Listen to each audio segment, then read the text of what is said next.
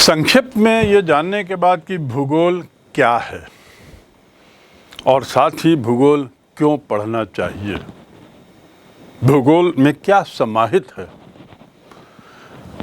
हम अब थोड़ा सा आगे बढ़ते हैं। एक स्वाभाविक प्रश्न आता है फिर से कि थोड़ा सा और विस्तार से जानने की इच्छा होती है कि आखिर भूगोल है क्या, उसमें क्या चीज़ें समाहित हैं। जैसा मैंने कहा, सभी तरह की प्राकृतिक विभिन्नता जो दृश्यमान पृथ्वी की सतह में एक समान नहीं है, शब्दों को ध्यान रखिए, सभी तरह की प्राकृतिक विभिन्नता। प्राकृतिक विभिन्नता का अर्थ, जैसा मैंने जलवायु का उदाहरण दिया, हर क्षेत्र की जलवायु अलग अलग, हर क्षेत्र की वनस्पति संरचना अलग अलग, हर क्षेत्र की मानव संरचना अलग अलग, आहार विहार आवास प्रक्रिया सबकी अलग अलग, सामाजिक प्रक्रिया अलग अलग।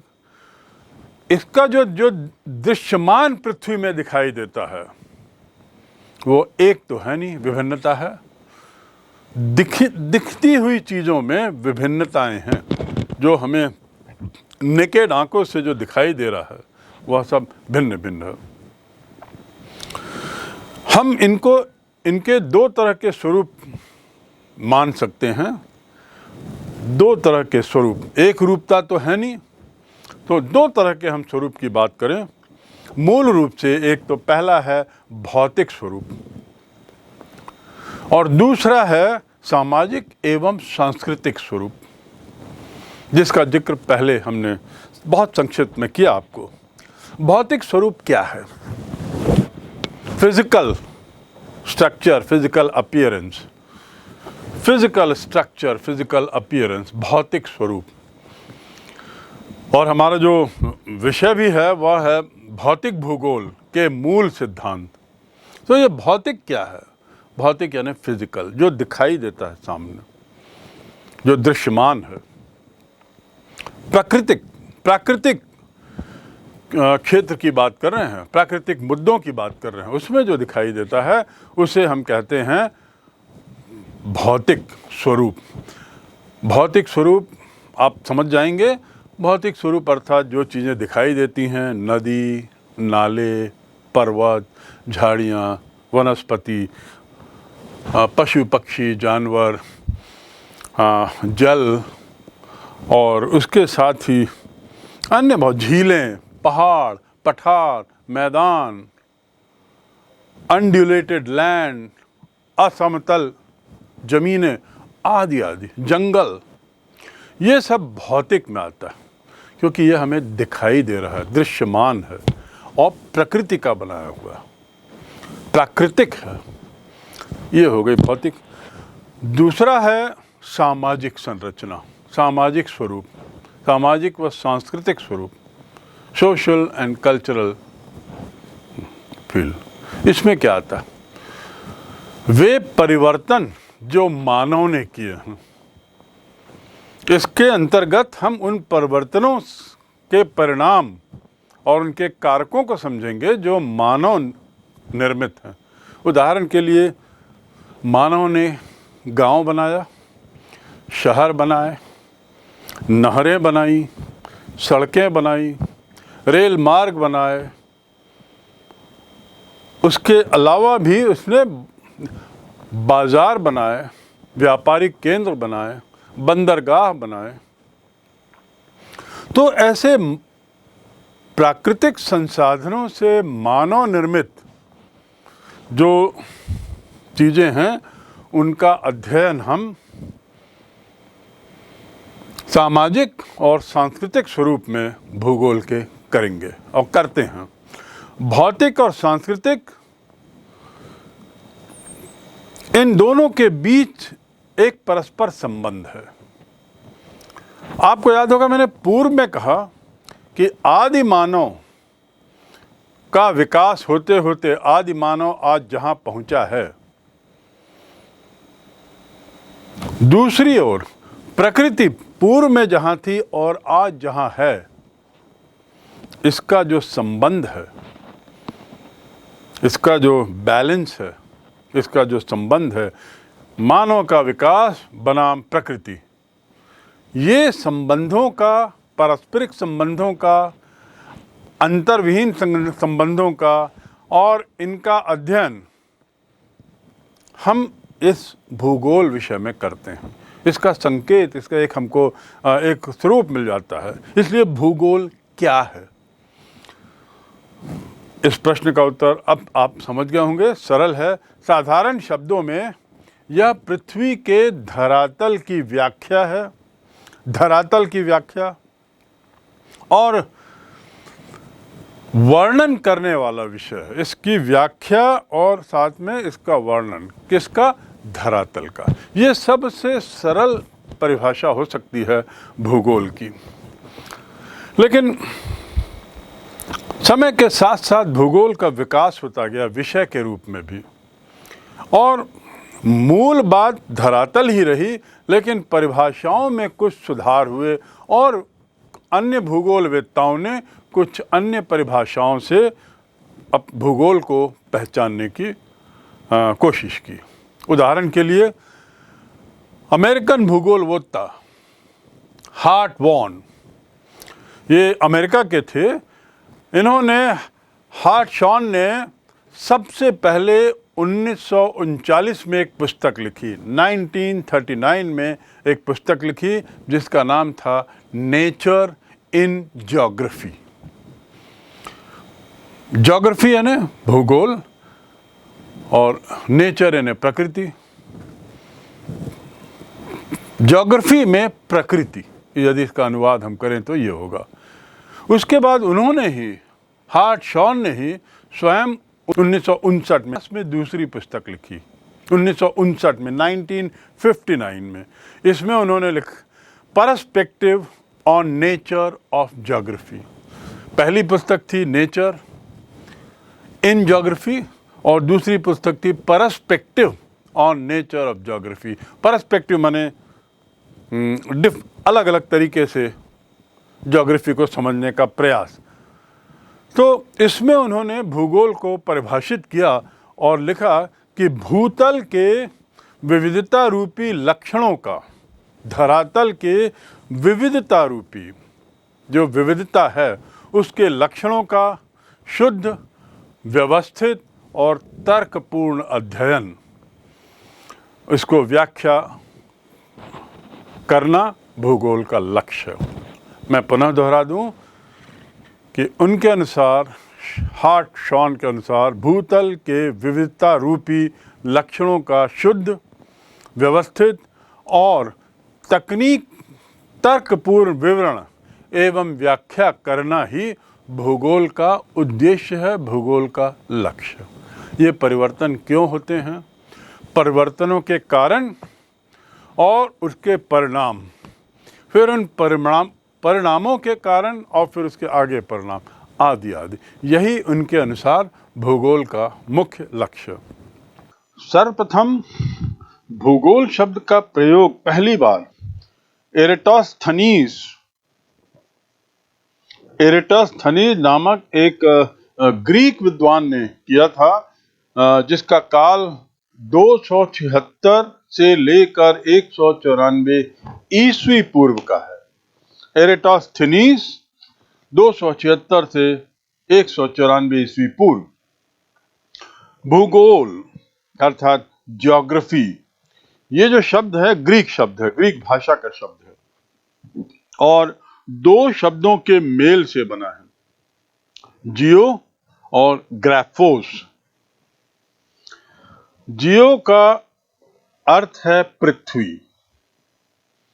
आपको बच्चों यही बता दें कि अंग्रेजी में कहीं भी यदि GEO जियो शब्द आता है या तीन अक्षर GEO जियो एक साथ आते हैं तो समझ जाइए अपने आप कि इस शब्द का ताल्लुक धरती से है, पृथ्वी से है।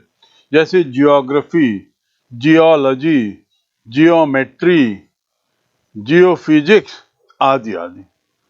तो जहां भी GEO जियो आए समझ जाइएगा इसका संबंध पृथ्वी से, धरती से है। तो यहां भी जियो का अर्थ पृथ्वी और ग्राफोस यानी वर्णन। इन दो शब्दों से जियोग्राफी शब्द बना है, जिसे हिंदी में भूगोल कहते हैं। अंग्रेजी भाषा में हम कह सकते हैं इसे विवरण, जिसे वर्णन कहा गया है उसे हम विवरण भी मान सकते हैं।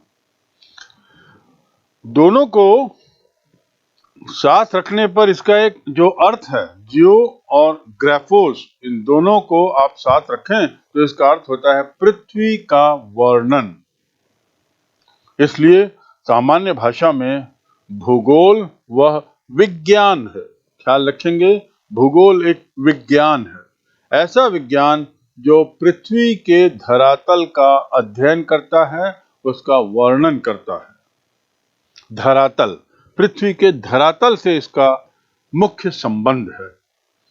परंतु धीरे धीरे भूगोल एक बहुत बहुआयामी विषय हो गया, बहुत विकसित होता गया और भूगोल की अनेकों नेक शाखाएं बनती गईं, क्योंकि इतना विस्तृत विशालकाय विषय हो गया कि यह संभव नहीं था कि मात्र एक भूगोल विषय के अंतर्गत ही इनको समझा जाए। इस पूरे बहुआयामी प्रकृति को पृथ्वी के समझ लिया जाए। उदाहरण के लिए पृथ्वी पर अनेक प्राकृतिक विज्ञान, जैसे मृदा, मिट्टी, मौसम विज्ञान, समुद्र विज्ञान, वनस्पति शास्त्र, जीव विज्ञान, ये सब हैं।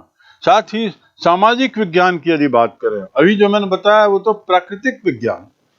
अब सामाजिक विज्ञान में क्या आते हैं? अर्थशास्त्र, समाजशास्त्र, राजनीति शास्त्र, इतिहास आदि। ये धरातल के विभिन्न पक्षों का वास्तविक अध्ययन करते हैं। यहाँ शब्द वास्तविक बहुत महत्वपूर्ण है कि इन दोनों विज्ञानों में, प्राकृतिक विज्ञान और सामाजिक विज्ञान में, जो विषयों का भी मैंने जिक्र किया, बताया है, इनमें मूलतः वास्तविक अध्ययन करते हैं। भूगोल जो है वो पृथ्वी का वर्णन करने वाला विषय है, परंतु भूगोल अन्य विज्ञानों से अलग है और अलग होते हुए भी उसके साथ उसकी निकटता है। किसी न किसी रूप में वह सामाजिक विज्ञान और प्राकृतिक विज्ञान के विषयों से कनेक्टेड है, उससे जुड़ा हुआ है। भूगोल निरंतर प्राकृतिक एवं सामाजिक विज्ञान की जानकारियां हासिल करता है। वो इन विज्ञानों से जानकारियां लेता है, सूचनाएं लेता है और उनका भौगोलिक दृष्टि से विश्लेषण करता है। भौगोलिक दृष्टि से विश्लेषण का अर्थ, जैसे उदाहरण के लिए एक मकान, एक निवास बनना है, या एक मकान हमने बना हुआ देखा। मकान का यदि अध्ययन करना है, निवास का अध्ययन करना है, तो वह विज्ञान अलग होगा जिसमें निवास किस चीज से बना है, कितना उसका आयत क्षेत्रफल है, कितनी उसकी लाइफ होगी, उसके कॉलम्स, उसकी मजबूती आदि को देखा जाएगा। लेकिन उन चीजों से क्यों बना है और जलवायु से इसका क्या प्रभाव पड़ेगा, कॉलम्स की मोटाई कितनी है, वो तो एक अन्य विषय हो गया, लेकिन इतनी क्यों है, उसके पीछे भौगोलिक कारण है क्या? मिट्टी के अलग अलग गुणों को देखते हुए कॉलम की मोटाई तय की जाती है। तो यही बात यहां पर है कि भूगोल पृथ्वी का वर्णन करने वाला विषय, किंतु भूगोल अन्य विज्ञानों से भिन्न होते हुए भी बड़ा निकट। भूगोल निरंतर प्राकृतिक और सामाजिक विज्ञानों की इस तरह की जानकारियां, जैसा मैंने दिया, उनको लेकर उनका विश्लेषण करता है। तो विश्लेषण करने वाला विषय, अन्य विज्ञानों से जानकारी लेकर उनका विश्लेषण करने वाला विषय भौगोलिक दृष्टि से वह भूगोल कहलाएगा। हार्टशॉ ने स्पष्ट किया कि भूगोल एक अंतर संबंधित विषय है, एक अंतर संबंधित विज्ञान है। अंतर संबंधित का अर्थ है पर्यावरण और मानव। इन दोनों के बीच के संबंध का अध्ययन।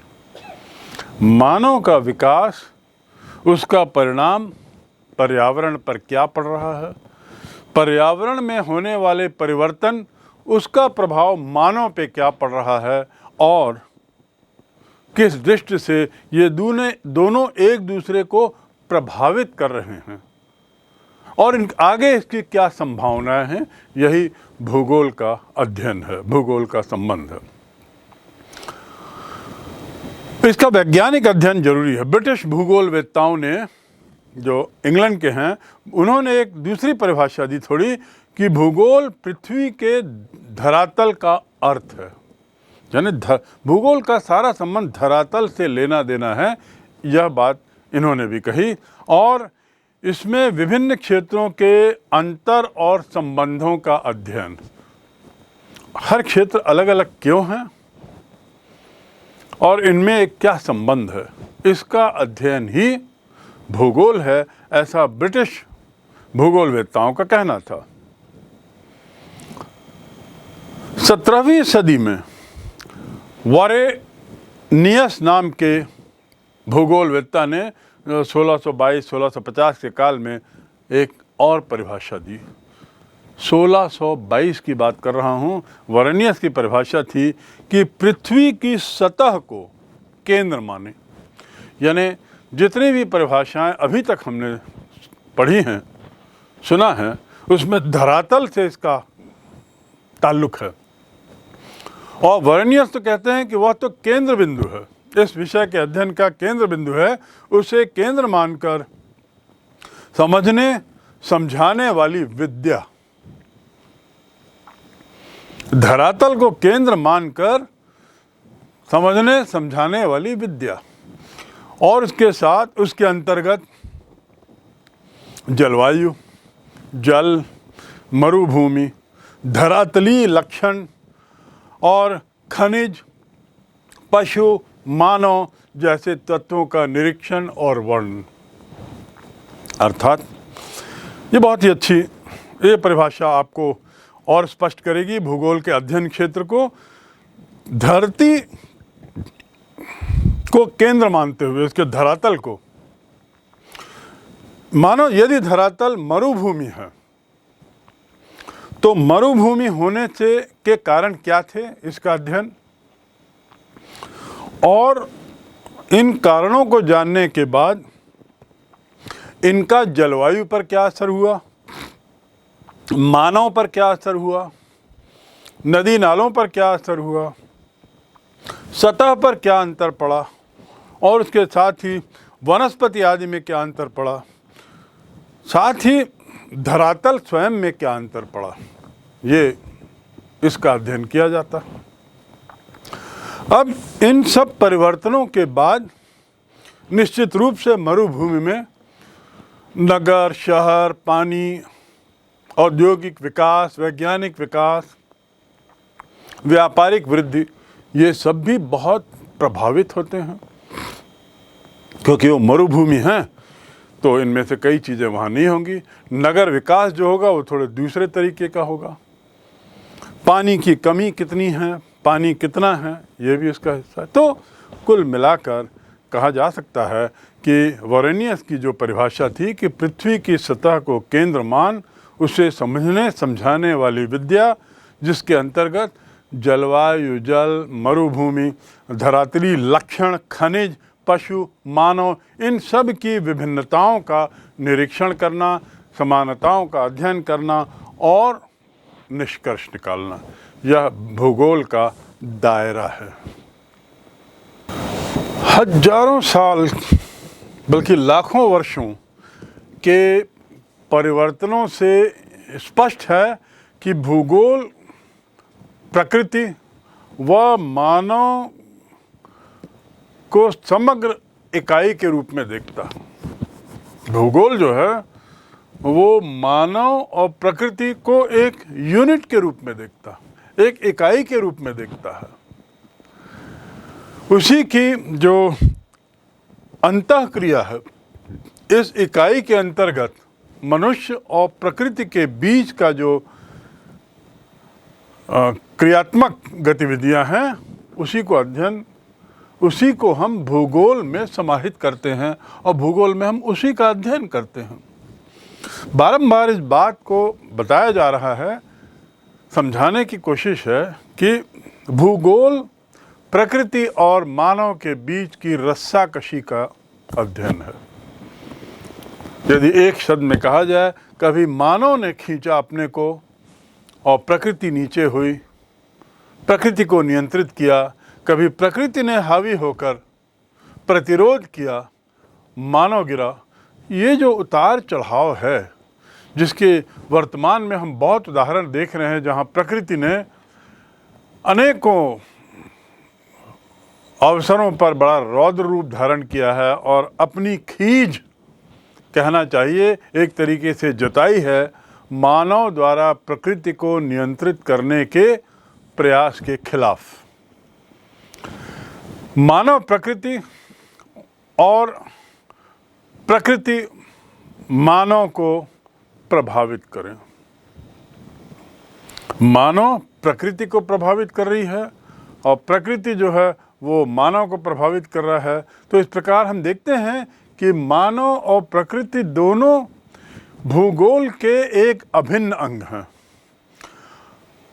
जो परिवर्तन जो भी आदि मानव से लेकर आज तक जो हो रहे हैं, हम चलिए देखते हैं कि वस्त्र, आवास, भोजन, इसमें जो भी परिवर्तन हुआ आदि मानव से लेकर आज तक, ये परिवर्तन के पीछे हम ये कह सकते हैं, बल्कि व्यवसाय, रहन सहन में, कि इस रस्साकशी का स्पष्ट प्रभाव दिखता है। आदि मानव कंदमूल खा के रहता था, प्रकृति से बहुत डरता था, प्रकृति ने जो दिया, जो फेंका, उसको उसने खाया। समय के साथ साथ आदि मानव ने खेती करना सीखा, आग जलाना सीखा, तो उसने अपने भोजन का स्वरूप बदला। धीरे धीरे अब मानव प्रकृति को एक तरीके से नियंत्रित करके बता रहा है कि उसे अब क्या, प्रकृति को अब क्या देना है, अब प्रकृति उन्हें क्या दे। जो वनस्पतियों में जो ग्राफ्टिंग होती है, वह ग्राफ्टिंग क्या है? मानव के द्वारा प्रकृति में प्राकृतिक रूप से पाए जाने वाले जो वनस्पति हैं, उनके रूप को बदलने का प्रयास, उनके नए रूप मानव के द्वारा लाने का प्रयास, प्रकृति के द्वारा नहीं। हाँ, प्रकृति की मदद ली गई, प्रकृति की मदद के बिना संभव नहीं है, लेकिन नियंत्रण किसका? मानव का। तो यही जो परिवर्तन है, यही जो प्रक्रिया है कि वस्त्र, आवास, भोजन आदि में प्रकृति का स्पष्ट प्रभाव, आदिम अवस्था से उठते हुए प्रकृति के साथ आदि मानव ने बहुत बार समझौता किया। ये जो शुरू में जो कंदमूल फल खाए, ये क्या था? समझौता तो था। फिर धीरे धीरे उसने उसमें मॉडिफिकेशन किया। मॉडिफिकेशन का अर्थ हम कह सकते हैं एक तरीके से परिवर्तन। तो एडेप्टेशन और मॉडिफिकेशन, समझौता और परिवर्तन, यह मानव की नीति रही। उसने समझौते किए, फिर परिवर्तन भी किए, और इस प्रकार मानव का विकास सतत रूप से होता गया। उसने प्राकृतिक संसाधनों का समुचित उपयोग किया और उसके अपने कार्य क्षेत्र का, जब प्राकृतिक संसाधनों का उपयोग करने लगा और समुचित रूप से उपयोग करने लगा, उसका कार्य क्षेत्र का दायरा बढ़ा। तो कार्य क्षेत्र का दायरा बढ़ने से, तकनीकी प्रगति से, वैज्ञानिक सोच से, उसने जो मानव ने अपने ऊपर भौतिक पर्यावरण द्वारा जो लगाए गए बंधन थे, उसको ढीला कर दिया। इस बात को बिल्कुल अच्छी तरह समझने की कोशिश करें कि आदि मानव ने अपने बुद्धि के बल पर, अपनी ताकत के बल पर, अपने कौशल के बल पर और उसके साथ ही अपने कार्य क्षेत्र में विस्तार के द्वारा इस प्रकार के प्राकृतिक बंधन को ढीला करने में सफलता पाई और सक्षम हो गया। और यही रस्साकशी सतत रूप से चल रही है और इसी का अध्ययन भूगोल का एक अंतरंग हिस्सा है। इस रस्साकशी का अध्ययन ही एक इसका मानव विकसित तकनीकी ज्ञान ने उसकी क्षमता को बढ़ा दिया। मानव का जो समय के साथ साथ जो उसने वैज्ञानिक प्रगति की, तकनीकी ज्ञान बढ़ाया और विभिन्न तरह के यंत्रों का, संयंत्रों का उसने आविष्कार किया, खोज की, उससे परिणाम क्या हुआ? उसे अवकाश मिला। अवकाश का परिणाम क्या हुआ? अवकाश अर्थात सोचने के लिए समय मिला। जो कार्य वह दिन भर में, इतना सा कंदमूल पहले वो दिन भर में इकट्ठा कर पाता था, अब वह वैज्ञानिक सोच, वैज्ञानिक प्रगति के बल पर वह बहुत ज़्यादा उत्पादन करने लगा। तो इस प्रकार जो समय उसको मिला, उस समय में उस समय का उपयोग उसने उत्पादन बढ़ाने में लगाया और अपनी आवश्यकताओं को पूर्ण किया, उसके उत्पादन को बढ़ाया। यही संभव उसके लिए था, बढ़ाना उसने संभव किया। भौतिक वातावरण और मानव के भौतिक वातावरण के मूल तत्व, भौतिक वातावरण और उसके साथ ही मानव के भौतिक वातावरण के मूल तत्व का जो अन्योन्य क्रिया है, अन्योन्य क्रिया, उसी का अध्ययन ही भूगोल है। इनके बीच में जो सतत रूप से आवाजाही हो रही है, यही भूगोल के अध्ययन का क्षेत्र है और इसको हम ऐसा ही माने। जो मूल तत्व की मैं बात कर रहा हूँ, भौतिक वातावरण के मूल तत्व यानी मिट्टी, जल, लकड़ी, ये जो आदि चीज़ें हैं, इसका उसने तकनीकी कौशल के बल पर इसका उसने अन्य तरीके से उपयोग करना शुरू किया। उदाहरण के लिए लकड़ी, जिसको पूर्व में वो कभी कुछ उसका उपयोग जानता ही नहीं था, बहुत कालों बाद, कालांतर में उसका उपयोग उसने औजार के रूप में जानना शुरू किया। औजार के बाद फिर लकड़ी से उसने आग लगाना सीखा, ठंड से बचना सीखा। उसके बाद उस लकड़ी से उसने घर बनाना सीखा और आज लकड़ी से वह कागज़ भी बनाता है, पेपर बनाता है। तो लकड़ी तो भौतिक चीज़ है ना, मूल चीज़ थी। उसी प्रकार जल, पूर्व में जब वर्षा होती थी तो वह जानता नहीं था इस जल का क्या उपयोग है, मात्र पानी पीने के, उसका अन्य कोई उपयोग उसको आता नहीं था। फिर उसने सफाई के लिए उस जल के उपयोग की ज़रूरत समझी। उसके बाद धीरे धीरे आज हम इस स्तर पे आ गए हैं कि जल से हम ऊर्जा पैदा करते हैं, हाइड्रो इलेक्ट्रिसिटी, रोशनी प्रदान करता है। ये जो विकास है मूल तत्वों से किया गया, यह परिवर्तन प्रकृति को कितना प्रभावित कर रहा है, किस रूप में प्रभावित कर रहा है, यह भी भूगोल के अध्ययन का क्षेत्र है। उसके साथ ही मिट्टी की भी यदि बात करें तो मिट्टी के पहले मिट्टी का कोई उपयोग ही नहीं समझता था आदमी, आदि मानव को कुछ उपयोग ही नहीं मालूम रहा होगा। फिर मिट्टी के बर्तन बनाए गए। तो इस प्रकार उसने अपने इस मिट्टी को मॉडिफाई किया और एडाप्टेशन के बाद मॉडिफिकेशन के स्टेज में उसने बर्तन बनाना सीखा, फिर इसको पक्का करना सीखा, फिर मिट्टी से ईंट बनाना सीखा और देखा जाए तो मिट्टी से विशाल इमारतें बनती हैं।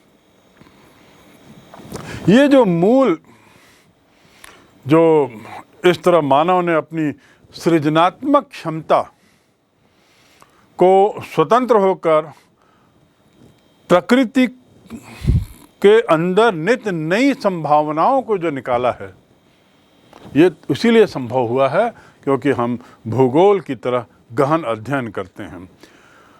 इसमें हम देखते हैं कि वर्तमान मानवाकृत प्रकृति मानव प्रकृति को प्रभावित कर रहा है और प्रकृति मानव को प्रभावित कर रहा है, और ऐसा एक दूसरे को प्रभावित करते हुए हम देखते हैं कि प्रकृति प्रभावित मानव और मानव प्रभावित प्रकृति के संबंध और इसके बदलते हुए स्वरूप बड़ा स्पष्ट दृष्टिगोचर होता है। भूगोल की इसी अंतः प्रक्रियात्मक संबंध का अध्ययन हम अब भूगोल में करते हैं, वर्तमान भूगोल में करते हैं, और तकनीकी विकास के साथ बढ़ते हुए संचार, बढ़ते हुए अन्य सुविधाएं, परिवहन की सुविधाएं एवं संगठन आदि का भी अध्ययन इस माध्यम से किया जाता है। तो इस प्रकार बारंबार यह बताने की कोशिश है कि भूगोल का अध्ययन हमारे धरातल से जुड़ा हुआ है। भूगोल का अध्ययन हमारे और प्रकृति के बीच के संबंधों से का अध्ययन है, और सदैव परिवर्तनशील होने के नाते परिवर्तनशीलता, उसके कारण, कारक और प्रकार, ये भी हम इस भूगोल के विषय का एक हिस्सा होता है। भूगोल ऐसे विषय के रूप में मानव व भौतिक वातावरण मध्य गत्यात्मक अंतःक्रिया से उसने अब गत्यात्मक सतत गति बनी हुई है। इस बात को समझें कि भूगोल एक ऐसे विषय के रूप में मानव और भौतिक वातावरण के मध्य गत्यात्मक अंतःक्रिया से उपजे तथ्यों, उसके विवरण और उसके साहचर्य एवं अंतर संबंध का अध्ययन है। तथ्यों का, कैसे उपजे तथ्यों का, मानव और प्रकृति के बीच के संबंधों से उपजे तथ्यों का, उनके साहचर्य का, साथ साथ दोनों रह रहे हैं, एक इकाई के रूप में रह रहे हैं, इस एक इकाई के रूप में रहने का परिणाम, और उसके साथ ही इन दोनों के बीच में कैसा संबंध है, क्या संबंध है, इसका अध्ययन ही भूगोल का एक तरीके से मुख्य विषय है। भूगोल एक समाकलन विषय के रूप में, समाकलन विषय अर्थात geography as an integrating discipline, सम आकलन, इंटीग्रेटिंग मतलब मिलाने वाला विषय, एक दूसरे को जोड़ने वाला। भूगोल विषय को समझने के लिए समाकलन को समझना बहुत जरूरी है। आखिर समाकलन है क्या? भूगोल में यथार्थता को समझने की समझ है, यथार्थ, क्योंकि भूगोल एक संश्लेषणात्मक विषय है। संश्लेषणात्मक से तात्पर्य है सिंथेसिस। आपने पढ़ा होगा थीसिस, फिर एंटीथीसिस, फिर उसके बाद सिंथेसिस। सिंथेसिस में संश्लेषण होता है। तो इस प्रकार भूगोल एक संश्लेषणात्मक विषय है जो क्षेत्रीय संश्लेषण का प्रयास करता है और पृथ्वी के अध्ययन में एक तरीके से समग्रात्मक दृष्टिकोण अपनाता है। ये समग्रात्मक, या जिसे हम होलिस्टिक कह सकते हैं, समग्र, सारे बिंदुओं को जोड़ते हुए समग्र, उससे बना है समग्र। जो समग्रात्मक या होलिस्टिक अप्रोच, होलिस्टिक दृष्टिकोण अपनाता है वैश्विक परिप्रेक्ष्य में, लेकिन साथ ही क्षेत्रीय परिप्रेक्ष्य में वह एक तरीके से थोड़ा सा अलग होता है। अर्थात पृथ्वी के अध्ययन में वह एक होलिस्टिक अप्रोच अपनाता है। भूगोल इस बात को मानता है कि संपूर्ण विश्व एक परस्पर निर्भर तंत्र है। परस्पर निर्भर तंत्र, इस बात को समझने की जरूरत है कि एक दूसरे पर निर्भर तंत्र है। जैसे श्रव्य दृश्य माध्यम, श्रव्य दृश्य माध्यम अर्थात ऑडियो विजुअल मीडिया और सूचना तकनीकी ने आंकड़ों को बहुत समृद्ध बना दिया है। और जो इंफॉर्मेशन टेक्नोलॉजी है, उस इंफॉर्मेशन टेक्नोलॉजी और ऑडियो विजुअल मीडिया के कारण जो आंकड़े आ रहे हैं, बहुत आ रहे हैं, आंकड़ों का अंबार लगा हुआ है। विकसित तकनीक ज्ञान ने केवल दो स्थानों के मध्य की दूरी कम की है, बल्कि प्राकृतिक तथ्यों और आर्थिक पैरामीटर के निरीक्षण और परीक्षण के भी बेहतर अवसर प्रदान किए हैं।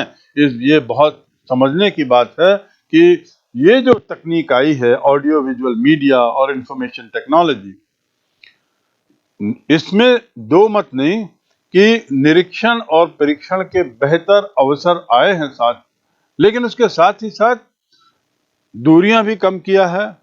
और दूरियां कम होने से और ये ऑडियो विजुअल मीडिया और इंफॉर्मेशन टेक्नोलॉजी के कारण हमारे लिए यह काम बड़ा सरल हो गया है कि इन आंकड़ों का अध्ययन किया जाए, समुचित अध्ययन किया जाए और इनसे सही निष्कर्ष निकाले जाएं। भूगोलवेत्ता को धरातल के सभी संबंधित क्षेत्रों की व्यापक समझ रखने की आवश्यकता होती है, उसकी जरूरत होती है। जितना भी धरातल का जो उसका जो अन्य विषयों से जो कनेक्ट है, अन्य विषयों से जो क्षेत्रों से जो उसका संबंध है, उसे उससे जानना जरूरी रहता है।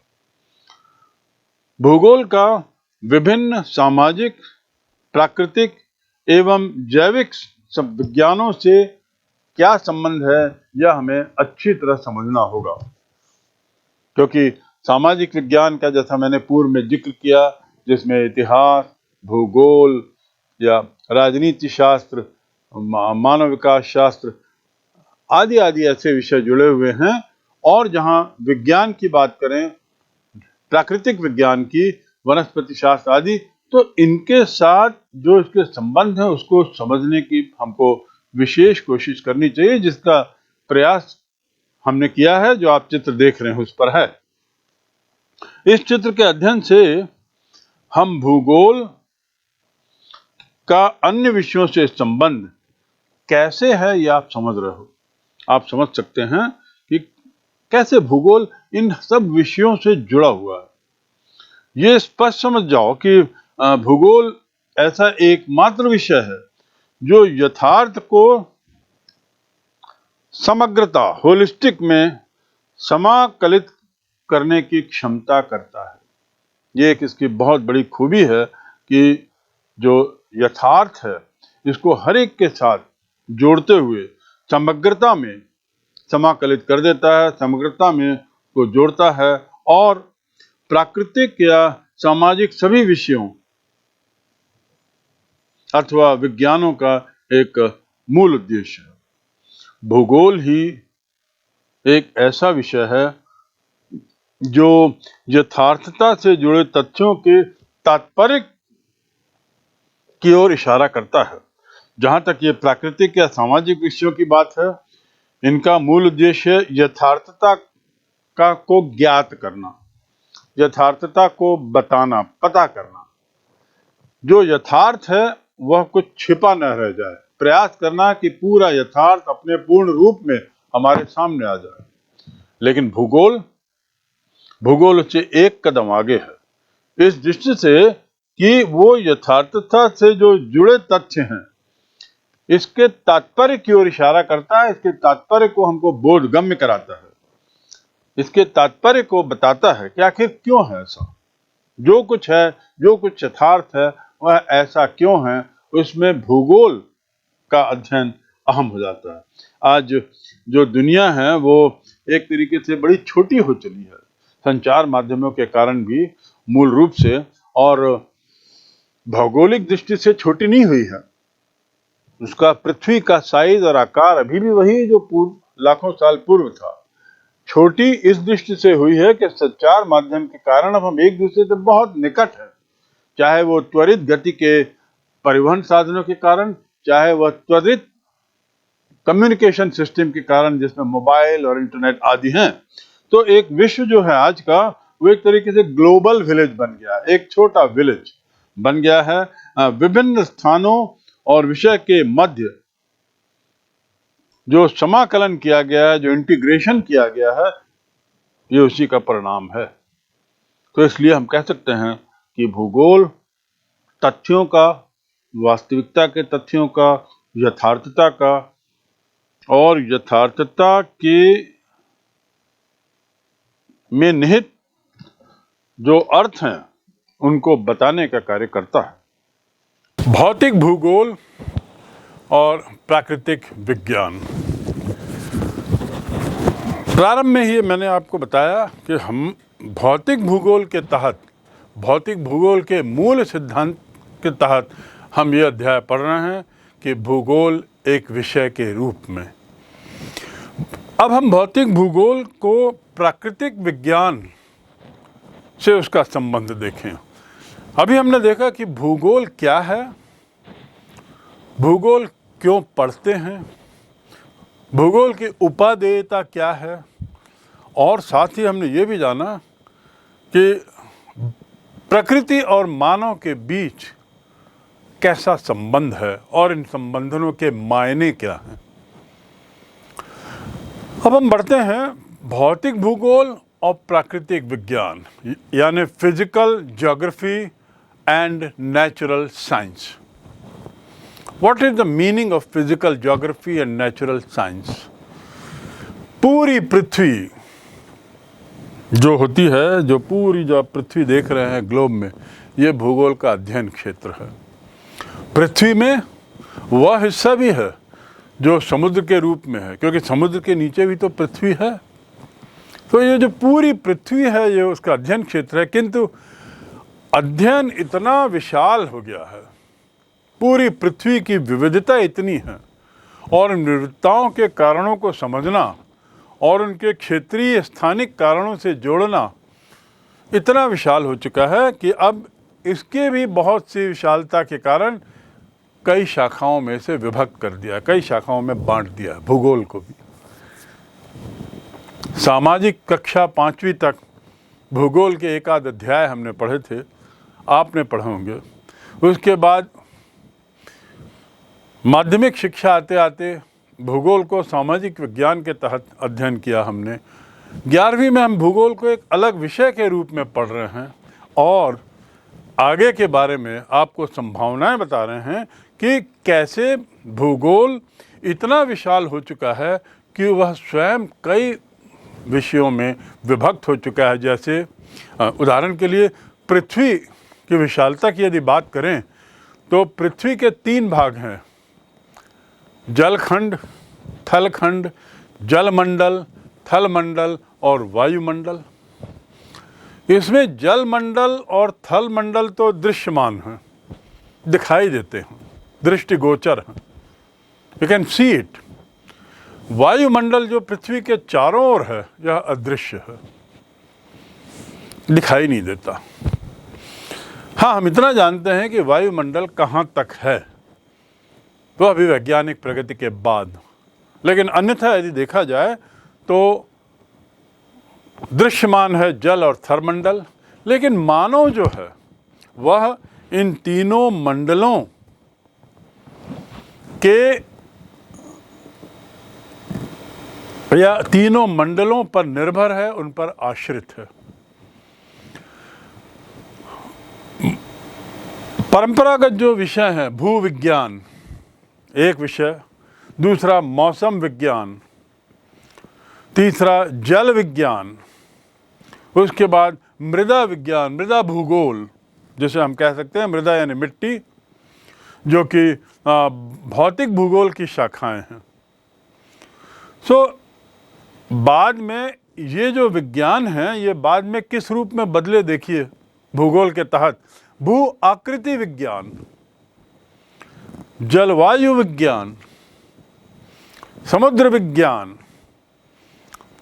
मृदा भूगोल विज्ञान आदि आदि। अर्थात कहने का तात्पर्य यह है कि हम पूर्व में जहाँ जल विज्ञान पढ़ रहे थे, अब जल विज्ञान स्वयं में इतना विशाल क्षेत्र हो चुका है, इतना विशाल विषय हो चुका है कि जल विज्ञान के तहत अब हम समुद्र विज्ञान पढ़ते हैं अलग, नदी नहरों का अलग अध्ययन होता है और हिम से आने वाले पानी का अलग अध्ययन होता है।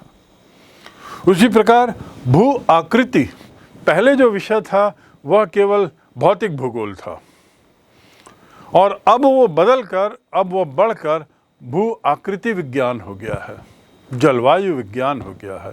तो ये जो संबंध, ये इस बात को स्पष्ट करता है कि ये सभी प्राकृतिक विज्ञान से बड़ा निकट संबंध रखते हैं।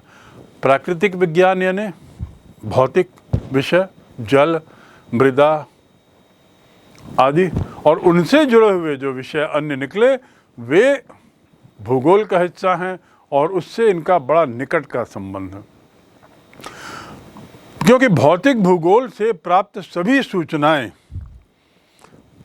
प्राकृतिक विज्ञान के मूल में हैं, या दूसरे शब्दों में कहें कि उनके मूल में प्राकृतिक विज्ञान है। यदि हम भू आकृति विज्ञान में कुछ अध्ययन करते हैं तो भू आकृति विज्ञान में जो हमको जानकारियां, सूचनाएं मिलती हैं, जिसका हम विश्लेषण करते हैं भू आकृति विज्ञान के तहत, ये जानकारियां हमें प्राकृतिक विज्ञान के विषय से मिलती हैं। इसलिए हम कह सकते हैं कि प्राकृतिक विज्ञान और भूगोल, इनमें बड़ा ही निकट का संबंध है, बड़ी ही निकटता है। जीव विज्ञान, वनस्पति विज्ञान और उसके साथ ही हम देखें तो पारिस्थितिकी विज्ञान भौतिक भूगोल का जैव भूगोल का हिस्सा है। यानी भूगोल विषय स्वयं विभक्त हो चुका है जैव भूगोल में, मानव भूगोल, प्राकृतिक भूगोल आदि आदि, भौतिक भूगोल। तो इसमें जो हम पढ़ रहे हैं वनस्पति विज्ञान यदि हम पढ़ें या पारिस्थितिकी विज्ञान पढ़ें या उसके साथ ही हम दूसरा जो विषय ले विज्ञान का वो जीव विज्ञान, तो ये जैव भूगोल का हिस्सा समझे जाएंगे। तो इस प्रकार भूगोल से भी इनका बड़ा निकट का ताल्लुक है, संबंध है। संपूर्ण पृथ्वी का प्रत्यक्ष अध्ययन तो संभव है नहीं। इतनी विशाल पृथ्वी, इतनी विविधता, इतनी विशालता, उसमें इस बात को सोचना कि हम व्यक्तिगत रूप से जाकर पृथ्वी का अध्ययन कर सकें, विभिन्न क्षेत्रों का, ये संभव नहीं है। तो इसे कैसे पढ़ते हैं, इसका अध्ययन कैसे किया जाता है? मानचित्रों के माध्यम से। दूसरे शब्दों में भूगोल के अध्ययन के लिए मानचित्र बहुत अहम है। स्केच, मानस या मेंटल मानचित्र कला यानी कार्टोग्राफिक आर्ट या कार्टोग्राफिक वर्क में भी निपुण होना हमें बहुत ज़रूरी है। मैप ज्योग्राफी, जिसमें जो कार्टोग्राफिक वर्क का एक हिस्सा है, जिसमें नक्शे बनाने का काम होता है, ये एक बड़ी कलात्मक हुनर है। इसलिए ज़रूरी है कि एक भूगोल का अच्छे छात्र होने के नाते भूगोल का समुचित अध्ययन करने वाले विद्यार्थियों के लिए ज़रूरी है कि वे स्वयं एक अच्छे कलाकार भी हों, जो 3 डायमेंशनल पिक्चर भी, 3 डायमेंशनल इमेजेस भी, 3 डायमेंशनल ड्राइंग भी पृथ्वी के सतहों की, धरातल की या अन्य प्राकृतिक चीज़ों की बना सकें। ये जो विषय है सोशल साइंस, मूल रूप से ये तो कल्पना का विषय है। तो कलाकार जो है वो कल्पना की उड़ान में रहता है, वो बहुत कल्पनाशील रहता है। और चूंकि भूगोल सोशल साइंस का विषय है, ये ज़रूरी है, स्वाभाविक है कि वह एक अच्छा कलाकार हो। यदि उसे अच्छा भूगोल वेत्ता बनना है तो, या एक भूगोल का अच्छा विद्यार्थी बनने के लिए आवश्यक है।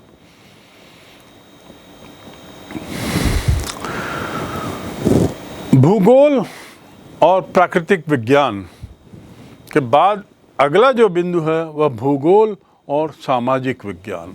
सामाजिक विज्ञान यानी सोशल साइंस। सोशल साइंस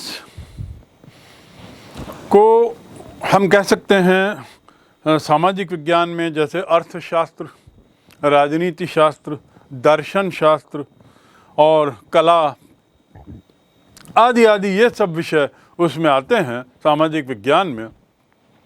तो भूगोल की शाखाएं मानव भूगोल, राजनीतिक भूगोल, सामाजिक भूगोल, आर्थिक भूगोल इस बात की ओर संकेत करते हैं कि ये सामाजिक अध्ययन के विषयों से काफ़ी निकट है।